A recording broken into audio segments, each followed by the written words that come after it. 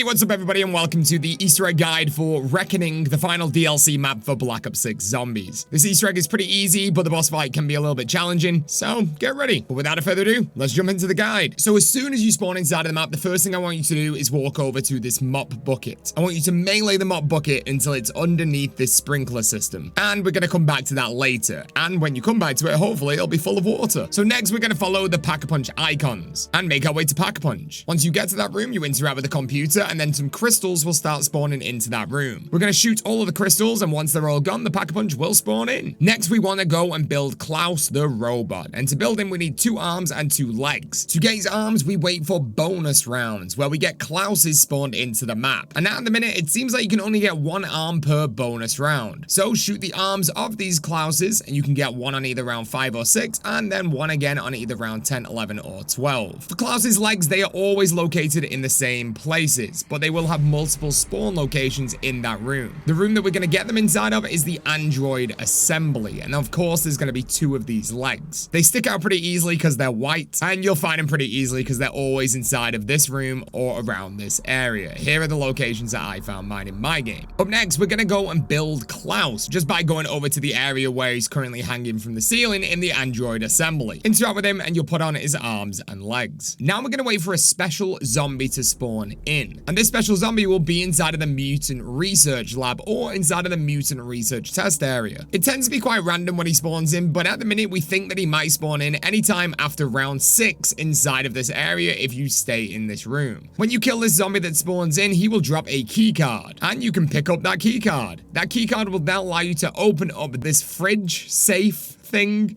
inside of the mutant research test area. Once it's open, you will be able to then pick up a vial that's inside of there. Up next, we're going to be in the mutant research lab where we're going to go over to this computer right here, interact with it, and you'll notice that this syringe holder will open up, giving you a syringe. Now we're going to go make our way to the Pack-a-Punch room where we can actually jump inside of the beam, and you'll see there's a zombie floating in the beam. We're going to maneuver over to that zombie, and when we touch it, it will drop to the ground. And now you can interact with that zombie on the ground with the syringe, and you'll notice inside of your invent that syringe is now filled up. After this, we can go back to the same place we got the syringe before in the mutant research lab, place a syringe back inside of that computer, which will now spawn Fowler Mangler, and we can just instantly kill him. After he's died, he'll drop a Fowler mutant injection, and we're going to take this to the top level of the dark entity containment room, where you'll notice there's an eye scanner on the wall. If we interact with that eye scanner and then go inside of the mutant injection, the eye scanner will read us, think that we're someone that works in the lab, and open the secret door, revealing the secret teleporter. Our next job is to wait until we get a Mecha Klaus inside of the map, and we're going to take him down to where we built Klaus before. We're going to get him to do his range attack, or his electric attack, right next to Klaus, which will power Klaus on and bring him to life. Once Klaus comes to life, he's going to start interacting with a computer next to him, and now we can flip the round. When we get to the next round, he's going to move off that computer, and if we follow him, he'll go over to a SAM trial area. It's our job to now do that SAM trial, and it will always be get a certain amount of kills inside of that area. And when you successfully done that,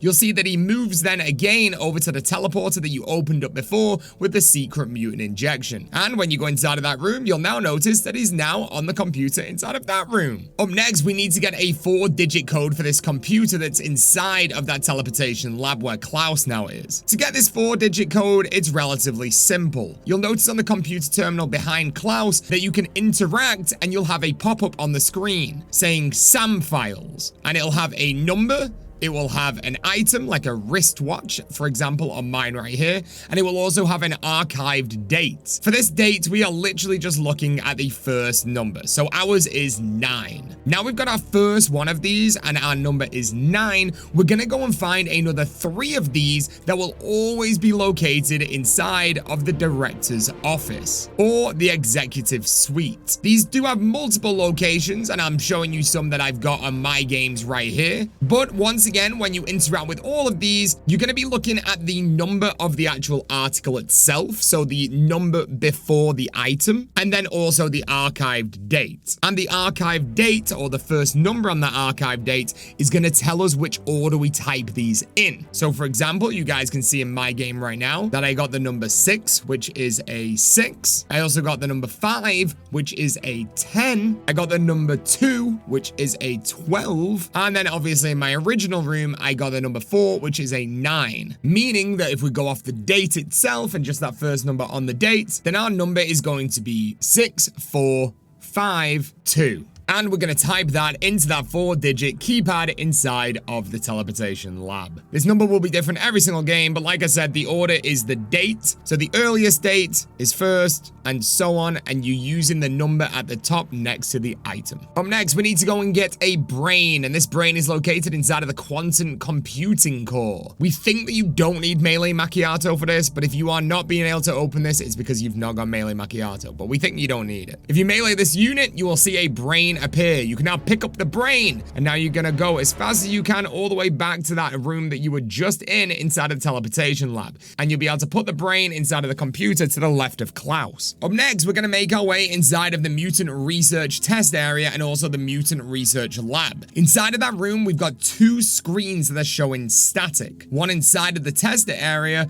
and then once again inside of the lab. On those static screens, when you walk over to them, when you flip around, you'll notice that you get a word showing on each of those static screens. That word will be different every single game, but you are looking at the first letter of each of those words. And they represent an element which will be on the periodic table located inside of the mutant research test area. We're going to be looking at the first letter of both of those words, and together they make a 2-letter element which will be on that periodic table. We're getting the number that it represents in the top left corner of its little cube, and we're putting a 0 in front of it. So it'll be 0 and then the number in the top left of the square where your 2 letters are. We then go up the stairs inside of this area and then type in our 3-digit code that we now have, opening the secret room up. Once we're inside of that secret room, you'll notice that we now have some green goo that's located inside of this computer. We now have to train zombies up around this goo and damaging them slightly with a relatively weak weapon. You notice by doing this, the zombies will start getting dragged into the machine. After you've managed to drag around 10 zombies into the machine, you'll be able to actually pick up that green goo, which is called the cyst. Now we're going to take the cyst to the quantum labs and stand under the glowing mushrooms, where the mushroom's energy will then go inside of the cyst. And we need to do this to 3 glowing mushrooms in total. Now we're able to go make our way to the dark entity containment room, where these screens will now be turned on, and there's going to be 4 of these screens that you need to activate. So in the same order that I do right here, or maybe a different order, but definitely the same screens, you'll be able to interact with them. And when they all turn on, you'll notice that this pressure plate will start having electric on it, and an Uber Klaus will spawn in. Your job is to get the Uber Klaus really low on health and make him stand on that pressure plate that's electrified. Do not kill him on there, just have him as low health. The easiest way to do this is to hurt his shoulders and knock his shoulder pads off, and then have him on that pressure plate. The screen will then flash to white, and he'll turn into the Forsaken. You now need to kill that Forsaken. Once you've killed both variants of the Forsaken, you'll then notice that you can place the cyst that you got before inside of the glowing orb, which will then create the wonder weapon. At this point, we need to go and make our way to the Pack-a-Punch room. We're going to activate the computer terminal that we originally utilized to turn on Pack-a-Punch earlier, but this time the beam inside of the Pack-a-Punch room is going to turn red. We're now going to have blue vermin spawn into this area of the map, which we're now going to be able to kill with our wonder weapon. When we've killed enough vermin and enough zombies inside of here, you'll notice that where we interacted with that computer, we'll now have a blue orb that we can pick up, making our wonder weapon blue. And we need to take this back over to the room that Klaus is currently in and do a charge shot at the teleporter to break the crystals. Now we're going to make our way to the quantum computing core room, where we can shoot a charge shot of the wonder weapon inside of this gap in the ceiling. That will then drop down a zombie head. Now we're going to take that zombie head back to the bucket that I told you guys to put under the sprinkler system right at the start of the game. And fingers crossed, that sprinkler system will now have been on, and that bucket will be full of water. You can now place the head inside of that bucket, which will then cleanse the head, and you can now pick it back up again. When you pick it back up, that will then be a soul box, and your job is then get kills around yourself yourself, which will then fill up and charge that head. Once you've got enough kills, you can make your way back inside of the teleportation lab and place the head next to the teleporter. Now, there's going to be multiple rooms that we can do the next step, so feel free to do it in any room you want, but it will always take place inside of the Tower 1 areas. You can now go over to one of these 5 boxes that are going to be inside of the map and pick up a secret gers device. Once you pick it up, you'll notice that we now have purple floating objects inside of the map on each floor of Tower 1. And you can throw those gers devices at those purple floating items. It will then capture it similar to a Pokeball, and you can pick it back up again. Once you've done this 4 times, you're then going to be able to go back to the teleportation lab, place in those gers devices or the Pokeballs, whatever you want to call them, inside of this device right here, and you'll officially be able to start the final encounter lockdown right before the boss fight. Once this starts, you'll notice that you've got 5 switches inside of this teleportation lab that you can switch once they turn red. They're going to turn red one at a time and switch them from red to green, and once you've interacted with all 5 of these and they're all green, after a short while the lockdown will finish and you can enter the boss fight by interacting with the teleporter. Once we've interacted with that teleporter, you're then going to be inside of that boss fight going into the first phase of it, which is to fill up these ether canisters. There's going to be 3 of these ether canisters as our first thing that we have to do. So all you got to do is interact with them to turn them on and then start getting kills with them. Then get back on the elevator where we go to the next floor, and then we've got to shoot the glowing crystals. After we've shot all of the glowing crystals, then the elevator is going to rise up once again and will be placed inside of the boss fight. Also, before we get to this point, right before the elevator,